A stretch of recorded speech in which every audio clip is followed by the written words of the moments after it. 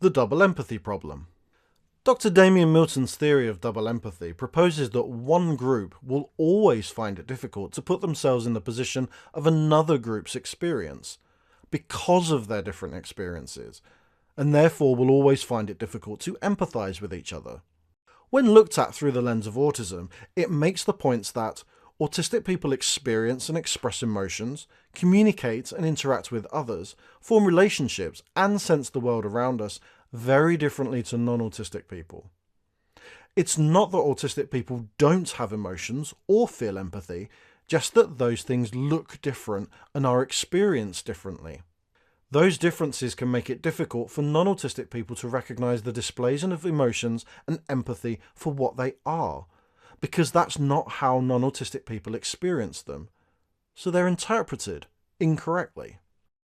If autistic people lack insight into non-autistic culture and social communication, it stands to reason that non-autistic people lack insight into autistic culture and social communication, meaning it's just as difficult for non-autistic people to understand and empathise with autistic people.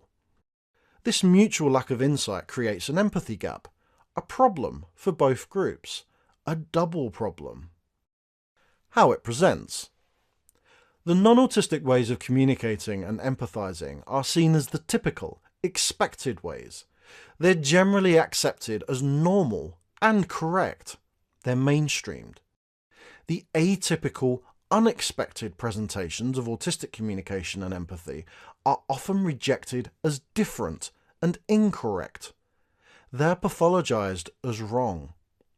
So, while the empathy gap is experienced by both groups, there is inequality to the level of the impacts it has on both groups.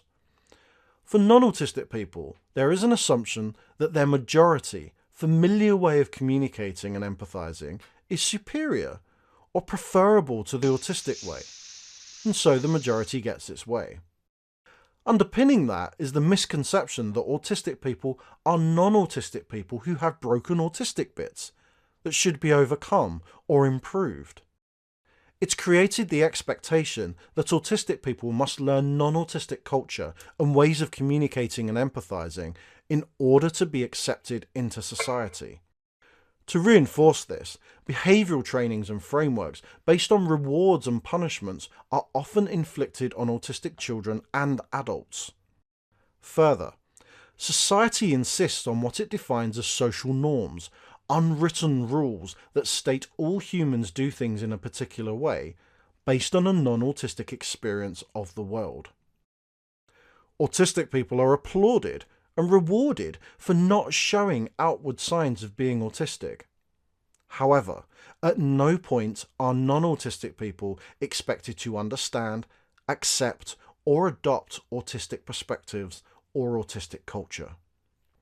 The double empathy problem highlights that all of this is evidence of non-autistic people lacking empathy for autistic people, autistic experience, and autistic culture. The current state of play. This lack of empathy from the majority of society leads to autistic people being marginalised, stigmatised, and traumatised. Society deems itself inclusive, yet basic accommodations have to be fought for or are often prescribed incorrectly. Natural autistic behaviours are pathologised. We are told that these need to be intervened with or corrected. Autistic people experience extreme levels of social isolation, interpersonal victimisation, poor mental health, poor access to healthcare, and high unemployment. Secondary to epilepsy, heart attacks, strokes, and suicide are the biggest killers of autistic people. Mental health services either exclude autistic people on the basis that poor mental health is a part of being autistic, or, conversely, lock us in mental health facilities on the basis of what is defined as challenging behaviour, ignoring the years of trauma from continuous unmet needs. Autistic people are forced to mask, a lifelong developmental trauma response grounded in stigma. The double empathy problem reframes the gap between non-autistic and autistic culture. It removes the current hierarchical model, centers our coexistence on reciprocity and mutuality, and identifies autistic people as the ones with greatest insight into autistic needs and being.